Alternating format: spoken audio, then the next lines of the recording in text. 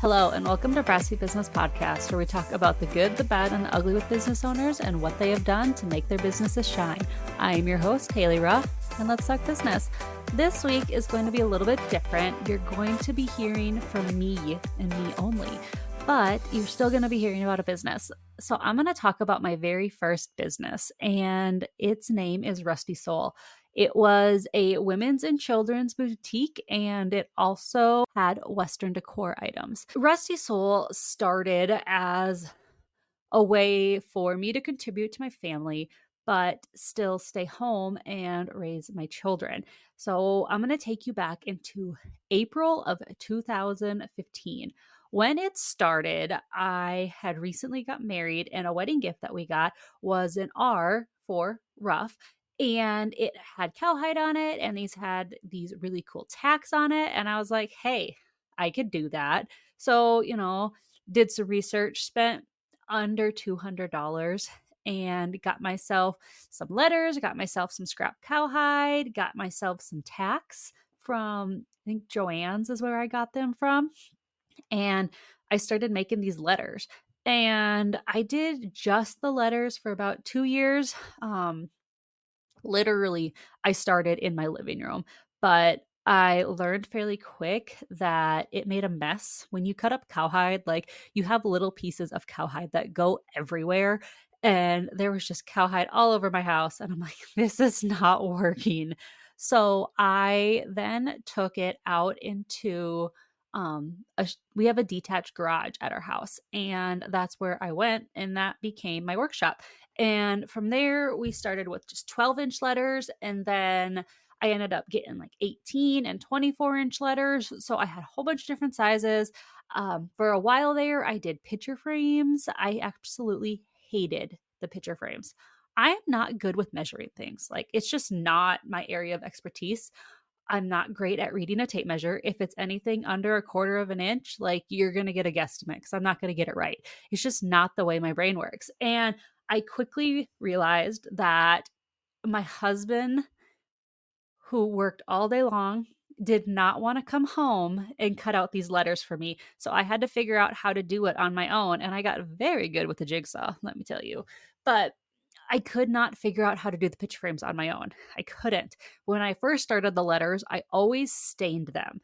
And I also realized that one, they really didn't need to be stained. And unless I was sealing them, they always still kind of had the stain smell on them. So that was one thing that we changed. And I didn't stain them anymore because I didn't want to seal them. And it also took it to where I could get a letter done in, under an hour.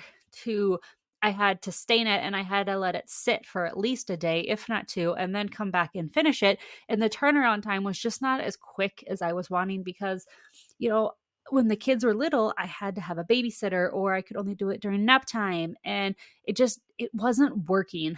So I stopped staining them. And then eventually I stopped doing the picture frames unless somebody asked, because like I said, I could never get them to go together right. They had to be routed. There were just so many steps that went into making them, and I could not do a great product by myself. And while Nolan was great about helping me, he just wasn't always in the best mood about it, because I get it. He worked, from 6 a.m. to 5, 6 at night, and he didn't want to come home and go out into the cold shed and help me with that too. So I get it. So that was one thing that I kind of phased out, that I didn't do anymore, at least with the decor items. We did crosses. We also did ribbons for a while. I was approached a couple different times about like doing a pink ribbon for breast cancer awareness. And the one that stuck with me is that I was set up somewhere, and this is when I only had the decor items. And there was a mom who had this little boy, cute as can be, that was in a wagon, and they were out shopping at the show. And I think I had a breast cancer awareness ribbon there. And she's like, hey, could you do gray? And I'm like, yeah, what's the gray stand for? And she's like, it stands for brain cancer. My little boy right here has brain cancer, and I would love to have one of these in the house. And that's one that stuck with me. And I mean, he was probably 4 or 5 years old, and I'll never forget it to this day. And that one, it kind of broke my heart that mom was having to deal with that, and that poor little boy was having to deal with brain cancer when he hasn't been here very long. So the ribbons were pretty special to my heart. I did a lot of them. Then I kind of just quit advertising that I did them, but that was what it was. But yeah, I did the decor items all the way up until I sold Rusty Soul. And Shanna, who bought Rusty Soul, she also still does them, and she's brought some really cool ideas recently. Cactuses are a cool one that she's doing now. The decor items are still going strong, and they're just such a unique piece to add to your house. So I had been doing the decor items for about 2 years. And as I was at shows, selling the letters and whatnot, I kept seeing that nobody had kids' Western clothes. Nobody. And I'm like, there's a gap in the market for this, and somebody needs to fill it. And I'm like, well, why not you? So, another $150 later, I got myself some adorable, cute little kids' clothes. And I will say that the market and the availability of kids' clothes has changed a lot since I started looking, in 2016, 2017. There's a lot more options now. When I started looking, I had to find brands, and I had to kind of like style them in a special way, put them with cute little moccasins, and make them Western. As to now, some of the wholesalers are like specifically selling Western kid clothes, which is awesome. Like, I'm glad that it finally caught up. But that's what I saw. I saw that there was a gap in the market. So I brought on Western kids' clothes, and I was strictly kids' clothes for a long, long time. And then it was 2 or 3 years later after that, I had really grown our Facebook group, and there was a great group of ladies in there. But I kept hearing it over and over again, like, you've got such cute girl clothes. I wish you had cuter boy clothes. And it kind of just clicked like, hey, I've got all these moms in here that aren't girl moms, but they're boy moms, and they love like the community that I created. They loved the group. They loved being in there, but there was not a lot to offer for them. And I'm like, well, a way to deal with that need is to bring on women's clothes. And not only will it do that, it's going to increase our average order value because women's clothes are going to be just a little bit higher of a price point. So I brought on women's clothes, and I swore for years that I was not going to do that. And then, it all just kind of seemed to fit. And that's when I did. I jumped. I brought on women's clothes. And that's kind of when it was like, aha, this is the full circle. This is like what I was trying to get to. This is everything that I want to offer. I want the decor pieces, for whoever wants to put them in their house. I want somebody to be able to come in, and I want them to be able to shop for their mom, for themselves, and maybe find something for them too that makes them feel pretty, because sometimes as moms, we don't always feel the prettiest. Like, it just happens. Your body changes after you have kids. And I was always super careful to make sure that the pieces that I was buying were good for moms, that they weren't something that a mom would look at and be like, whoa, this is not something that a country slash westerny style person would wear. Once I got there, I really started pushing live sales, and I was still going to a bunch of shows. So online was big for us. And I was also, like I said, going to shows. I never considered myself a mobile boutique because I never actually like had a trailer that I specifically sold out of, but I did go to a lot of shows. I did a lot of little shows at the beginning, but I also did a lot of big shows, and we'll get into them a little bit. With how much product I had and how long it took to set it all up, I realized fairly fast that the little tiny, 2-day shows where you maybe only sold $1,000 worth of stuff maybe wasn't the best fit for me. And I kind of changed to doing big shows that were going to be like 4 to 10 days long, because the profit was just a little bit higher, and it made it worth my time to be there for that long, especially when I was moving more product. So that was one thing that I definitely kind of turned or pivoted in, was not going to all of the little shows. And I considered getting a mobile trailer and completely redoing one. And I mean, I had an enclosed trailer that I was working out of to transport everything, but we never took the jump. And when I say me, I mean me and Nolan, me and my husband, because while it was mainly me who was running it, like he was there with me step for step, bouncing ideas off of. And whenever I needed something done, he was always the one that had to help me. But we looked at it. We even went and we looked at like materials to build it out, and it never felt right. And I'm very glad that we didn't now, because that trailer, we still have it and we use it as a job trailer now. So it's a good thing that we did it, or else that would have gone with the sale of the boutique also. And that's something that we retained and been able to utilize still. Definitely, there was quite a few things that, I tried over the years. And one thing that I can think of that specifically just did not work was like an influencer program for me. So brand reps, excuse me, that's what it was. It's brand reps. So I chose 4 brand reps once, and they were all super nice people and they did a good job. But where your influencer marketing works a little bit different in like the adult world, in the children world, it just never quite, I never could figure it out.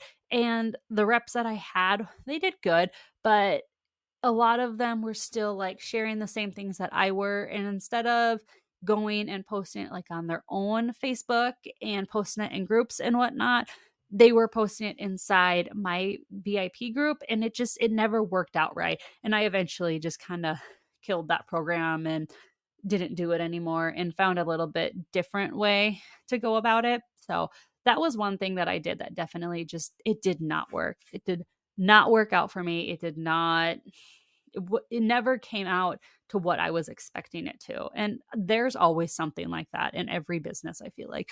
And that was not just mine. In the retail world, you go to market. Not always. I mean, there are some wholesale sites that you can shop on and whatnot, but going to market is a big part of shopping and buying collections and whatnot. And the very first time I went to market, it was down in Denver, and it was the Wesa market.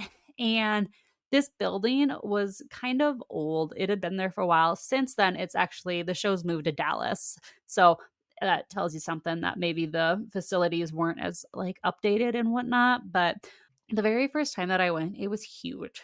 Like, I know that we've talked about this a couple other times on the show, but it's just so hard to explain how big it is. And it's just huge. And everybody wants your money. And if you go in there not having a plan or not knowing what you needed, like I did the first time, like you can spend all your money before you even get through the first building. And I just remember after a while, we were just walking and walking and walking, and everything is looking the same. And they had a down escalator and an up escalator, and we were trying to get out of there to head home and whatnot. And I was trying to go down the up escalator to get out of there, and my husband just grabbed me by the elbow and he's like, Halie, we have to go to the other side. It was just crazy. And the other big marketplace, like I talked about, is down in Dallas. And I went there a couple times while I still had the boutique. The first time that I went, it was in December when the NFR was down there. And there are some shops that are open all the time. And sometimes they're there and sometimes they're not. It's just hit and miss. The first time I went and I loaded up on some jewelry. I loaded up on some things that would be good for the NFR because I was in one of the trade shows down there. And that building is big, but it's laid out so much better than the one was in Denver, where it's like 13 floors and then you have like your home goods in a different wing kind of. And the one in Dallas, or excuse me, the one in Denver was just all over the place. You had like a room here, you had a section here. It was just a little bit everywhere. But the second time I went to Dallas for market, that was really fun. I went all by myself. I stayed in a hotel room by myself. There are some wholesale shops like in like a strip mall type area, and one of them is one that I ordered a lot of my kids' clothes from, and it was fun to go there. I will say it was not what I was expecting.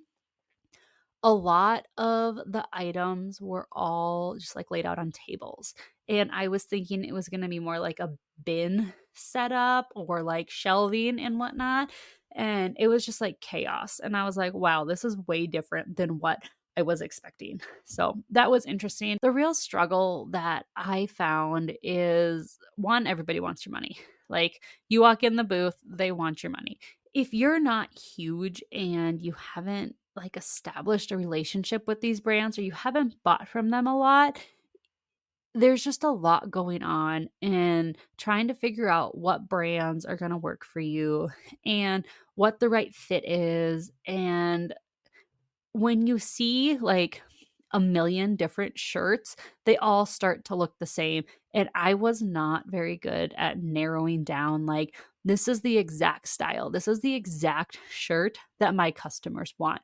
This is exactly what they're going to be looking at. To where for me, shopping online on some of the wholesale sites was a little bit easier because I could see it and I'd be like, oh no, that's definitely not it. And then I would find my few brands that I really, really liked and I would just scroll through their stuff. And another struggle about going to market was that you could order it and then they didn't cut enough and your order just gets canceled. So you order this stuff and you're counting on this stuff to come, and they told you, if you go in January and they're like, this will be delivered March 1st.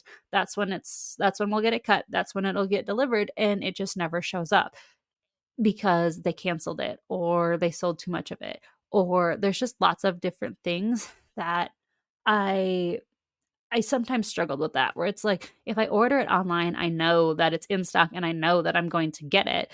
And denim was a big problem with that, to where they only would cut so many, and your big boutiques, your big stores, they're going to get their stuff first versus me who just orders one run. If they have to if they have to cancel an order, they're going to be canceling mine. And that was what it was, but it's a catch 22 where it's nice to go, it's nice to see everything, and you can really establish some relationships when you do that. But if you're not a huge boutique, and I definitely was not huge, it was sometimes easier to order things online. So, if you've been listening for at least a couple episodes, you know that I always ask, like, what is one of the biggest problems or struggles that you see that your industry is facing? And I still pay attention to the boutique world. I still have friends in it. And one of the big struggles that I see right now is the Chinese companies that keep popping up. And the problem that I have with that is, one, it's crappy quality. Like, it's just not very good quality. And I buy things to last. I buy things to where I will keep them in my closet until they are out of style, like for at least 2 years. And I'm like, okay, maybe it's time that I actually get rid of this. And that just doesn't work for me personally. Like, I want high quality items that are not going to fall apart the first time that I wash them. But the other problem that I have with it is these companies will find a picture, let's say earrings, because I know that this has specifically happened to a brand down in Texas named Cheekies. And they make some beautiful jewelry. And you look into it, she's very upfront about this happening to her and about the artists that she hires and whatnot. So she makes some beautiful jewelry and post it and they sell it. But what Shein, Temu, what they do is they find a picture of it, they steal the picture of it, they recreate it, and then they sell it for a fraction of the price, to where she's selling this pair of earrings for $20. They're selling it for $2. So, one, it's not their design. Two, they stole it. And three, they are recreating it and making it for a fraction of the price. And it's just, there's no way to check them. And this was what really bothers me, because in the United States, we have trademarking, we have copyright infringement, but it doesn't extend past our borders. So where's the checks and balances here, to where Their stuff comes in through customs and gets cleared right away. And the same business owner, Cheeky's, that I was talking about, her stuff gets held up at the port. It's just, I have a hard time with it because I can guarantee that this individual, she employs Americans, she employs people, she pays her taxes, but yet she's not protected. And it's not fair. And I know that that can go into a big story, and I feel like there has to be a better way around it. What that is, I don't know. Maybe someday I'll go to Congress and we'll figure out a solution. But for today, that's just my 2 cents on it. So, on to a happier note, social media was a big part of my business. A big part. When I started with only a Facebook page, and then I added an Instagram a little bit later. And I will say that my Instagram was never something amazing. It was not. Instagram just wasn't my jam, still isn't to this day. I'll post some stuff on my own personal Instagram sometimes, and it's just mainly pictures of cows or my children, but that's besides the point. And then I added a VIP group, and that was where I sold a lot of my product at, was inside that VIP group. That's where I met some amazing ladies. Some people I'm still friends with today. I will run into people when I'm in Rapid City at the Black Hill Stock Show, and they'll be like, "Oh, hey, Halie, how are you?" And it was customers of mine, and I still cherish all of them friendships and all of them people. So that was a very, very special part of owning that business, for sure, for sure. And then I had a Pinterest. The Pinterest was fun, and it was a fairly easy platform to maintain. I don't know if it was ever like super, super beneficial or did amazing in sales, but it was a fun one. I liked my Pinterest. And TikTok. I did really good on TikTok. And I sometimes wish that I would have still had the boutique when the TikTok shops came up, because I would have totally capitalized on that and jumped on it. But I didn't, and that's okay. But I did love TikTok. TikTok was fun. I still like to play around with TikTok, I'm not going to lie. One part about social media and our VIP group was I did a lot of live sales. And I mean, like, every Wednesday night for like 3 years. And I hated them. I hated doing live sales. Some people are really good with chaos. I am not. I worked from home, and I had a little live sale area down in our basement, but half of the time my husband was not home from work in time to make sure the kids were wrangled and whatnot. And I had naked kids running at me when I was doing a live sale. I had puppies that would come downstairs and watch. And one time, one decided to just go to the bathroom like 2 feet away from me while I was doing a live sale. You could hear the elephants, I call them, running around upstairs, and it just always felt like chaos. And like I said, some people are really good at embracing the chaos, and I am not.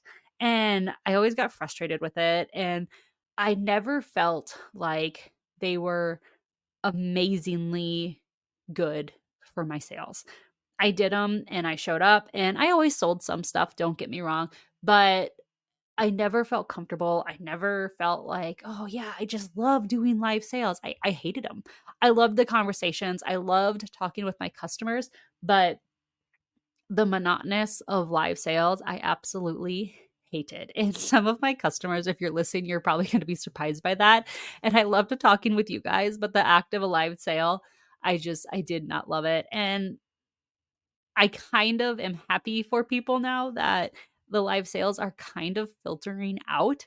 But yeah, they were definitely strong when I was still in the boutique business. But what do you do? So, hey guys, we're going to jump into an ad real quick. There's been so many times where we have been working on a project around the ranch and we just don't have the right supplies to get the project finished. Well, more than once, Sunderman Manufacturing has came in clutch to help us get our project finished.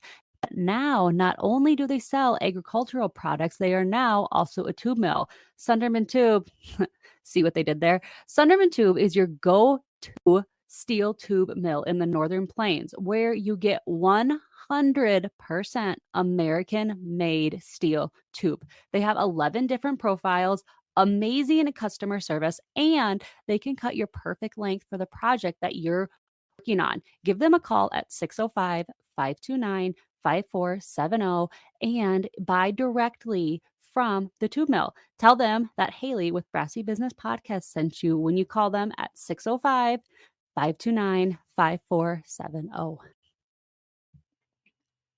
I sold Western clothes. Westerny things was what is in my life. That's my style, and that's what I sold. So, the NFR, National Finals Rodeo, is every December in Las Vegas.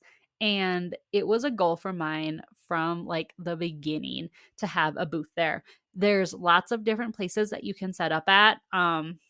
Cowboy Christmas was always like my big goal.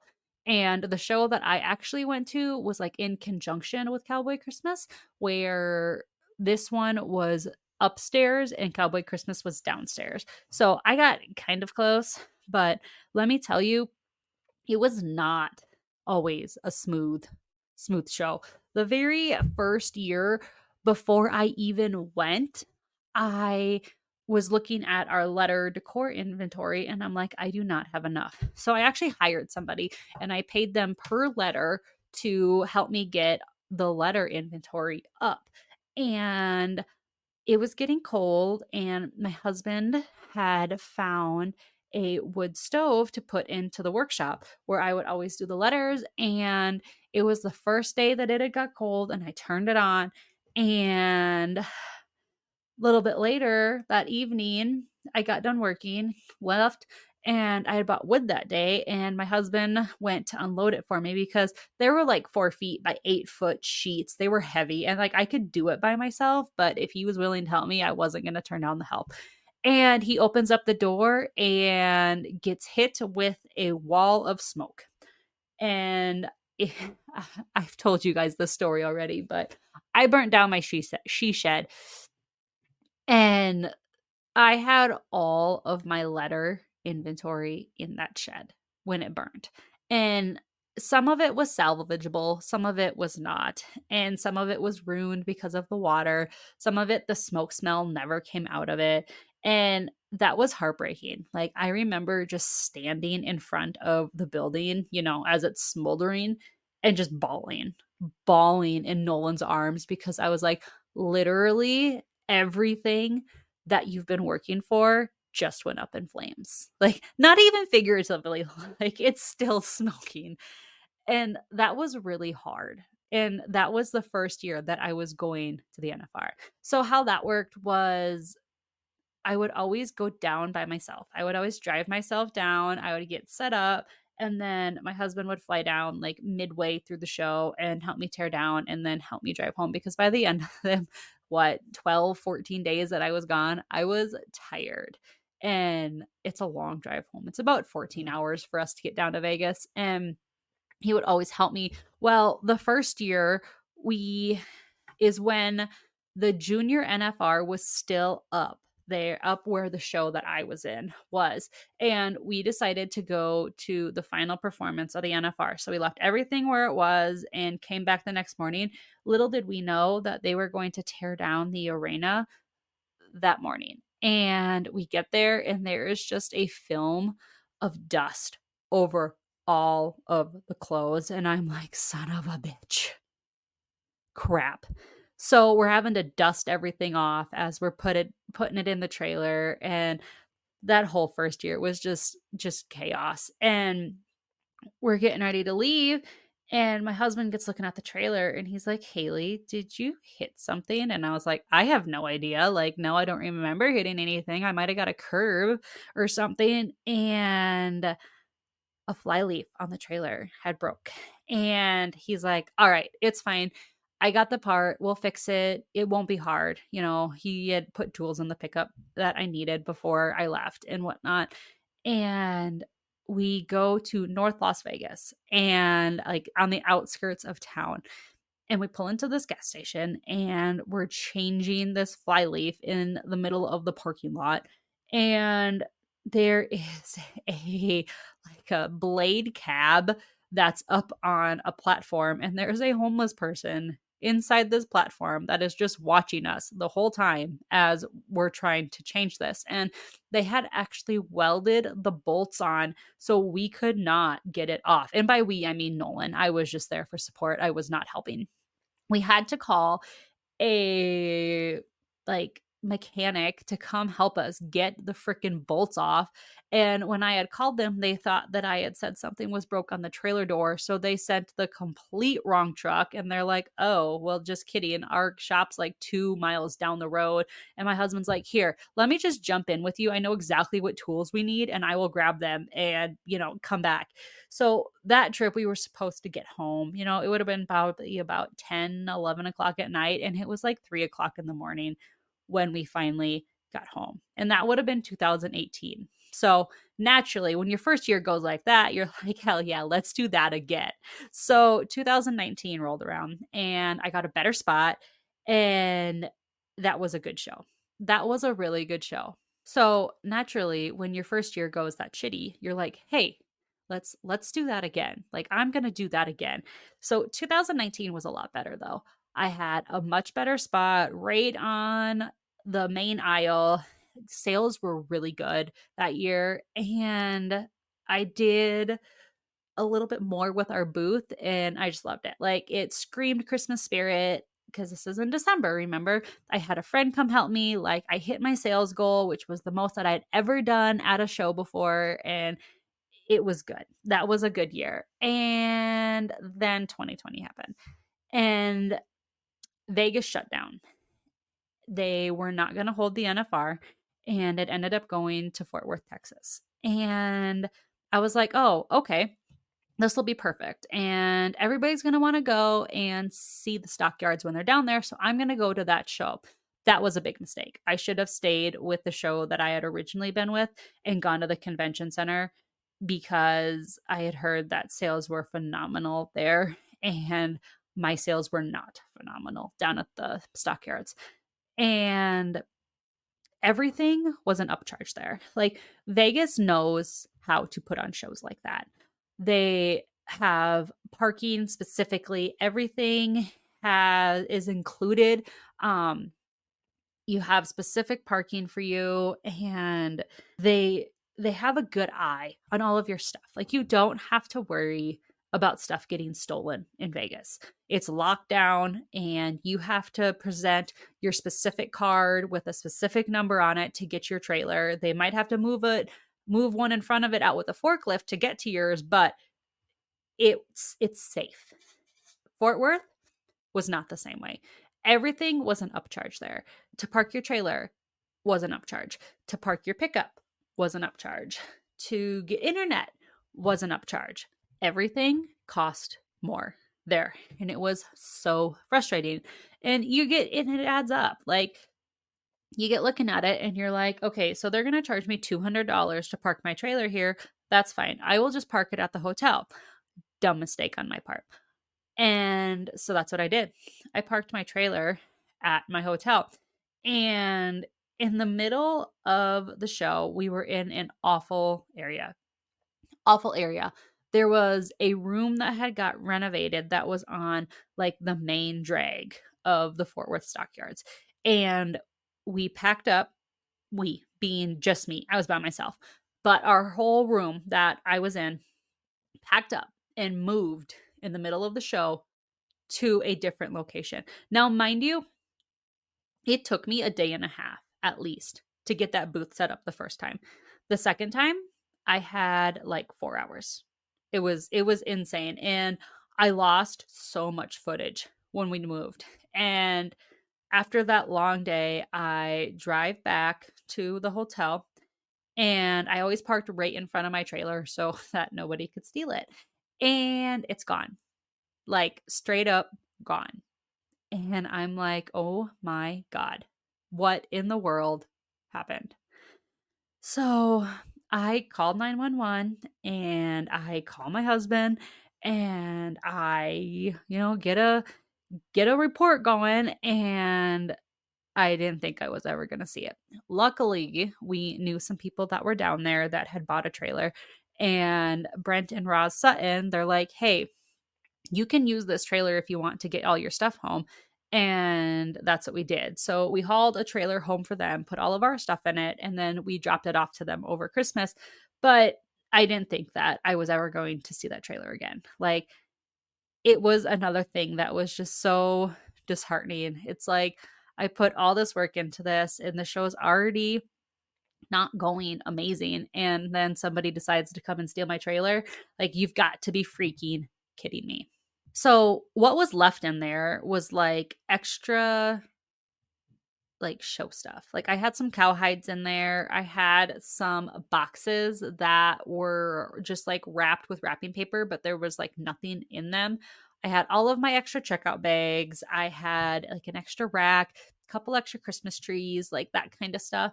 And it wasn't anything that I like needed, but like I needed the freaking trailer to get home. So couple months go by and it's like it's January. It's the middle of January and I get a phone call from somebody in Texas and I'm like, wonder who this is. So I answer it and they're like, "Hi, is this Halie?" And I'm like, "Yes, this is Halie. Do you have an H&H enclosed trailer?" And I was like, "Well, I used to. I don't anymore." "Well, we found it." And I'm like, "Oh, perfect. Well, can you get here in like 20 minutes to get it?" And I'm like, "No, sir. I live 17 hours away. That's not going to happen." So they ended up calling a big, huge wrecker. And the trailer was abandoned behind an abandoned house in Dallas. And then they realized that they couldn't get the big wrecker back there to hook the trailer up. So then they just send a normal pickup. So I had to pay 2 towing fees and then the lot charge from the Dallas Police Department. And my husband and one of his friends took off and went down there and picked it up for me. But that was just another thing that you just never think that these things are going to happen in business. Like, it's just not something that comes to mind that yes, this is exactly what's going to happen in my business. And I feel like sometimes the the downs are so hard to deal with because I had so much invested into that business, like so much time, so much of my heart. Like, I called it my third baby sometimes because it was. I mean, I started it from $150 and a lot of blood, sweat, and tears went into it. And the lows hurt and they hurt hard. So that one was another one that hurt hard. So after that, I kind of just kept doing what I was doing, selling stuff online, going to bigger shows. And then in about the spring of 2022, I felt that the boutique was becoming a job. And while the business was making over 6 figures every year, I felt in my heart that I am working entirely too hard at this for it to just be a job. Like, I'm putting too much time into it. And and I have this personality to where when I start something, I go hard. I go hard at it and I give it my all and you get everything from me. When I get to the point to where I'm questioning like, what am I doing? Is this really worth it? It doesn't feel right. I will just let it go. And I looked at it and I'm like, you built this. You built a business from nothing. And you can't just let this go. You can't just like walk away and close it down. I couldn't do it. I did not want to see the brand die. I didn't. And that's it. And then I had to sit with it for a little bit. And in July of 2022 is when I finally decided that I needed to sell. That in order to keep the business going and not liquidate, that I needed to sell.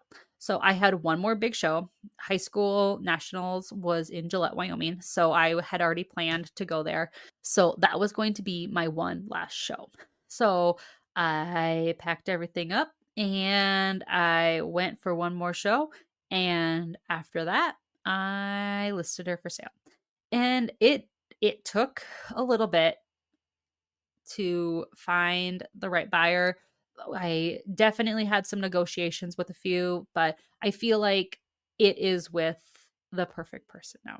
So I sold in September of 2022 to Shanna and Kyle Kalhoff, and they are actually from Wyoming. So that made my heart happy. And the transition's been really good. She took it over. We did some training, and it wasn't until I was starting to teach like all of my day-to-day operations and everything that I did that you realize just all of the knowledge that you have in all of the little things that you figured out and that you had to do, like website design to product upload to social media management. There was just shipping. There was just so much that went into it. And I did all the parts. I did all of the parts by myself. And that's when you kind of feel good about yourself, really. You're like, yeah, I accomplished this and I did all of these things and I did it by myself. So that was it was bittersweet though. Like, I don't want to tell you that I sold it and, went and celebrated and then everything was like perfect after it. And that's what I thought was going to happen. Like, I knew in my heart it was time to sell it and I was very happy that I did sell it, but I did not take into account the fact that I talked with the ladies in that group every day. Like, they became my friends and they were just gone. I worked from home. So sometimes they were my friends. They were the ones that I was talking to. They were the ones that were cheering me on. I was cheering them on. And it was sad and it was hard to not be there talking with them every day. I mean, that was the one thing that really, really, really surprised me and was hard.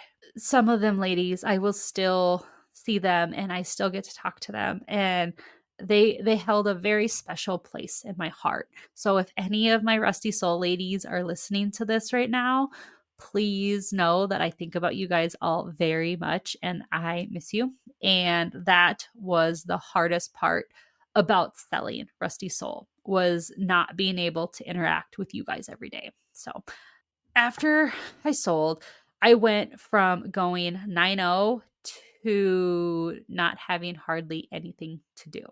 That was another hard part of the transition. And simply put, I got bored. I completely got bored. I did not have enough things to do, and it took a toll on me mentally. I'm not going to lie. And it wasn't something that necessarily happened like right away. It was something that kind of snowballed, and then I found myself in a dark place. And I had to dig myself out of that dark place. But from that dark place came this podcast. And it's something that I had wanted to do for a while, and I actually considered doing a true crime podcast. Funny story, but I don't like researching. I like to talk. I like to talk with people. I like to hear their stories. I do not like to sit and I do not like to research. And I also did not think that I could mentally handle to dive into the deep, dark places of some people's brains. Like, I love to listen to true crime podcasts, but it wasn't right for me. And like I said, this podcast came out of my dark place. And business is what I like. And so I built this podcast around talking with other business owners. And I truly believe that everything happens for a reason. Everything happens for a reason.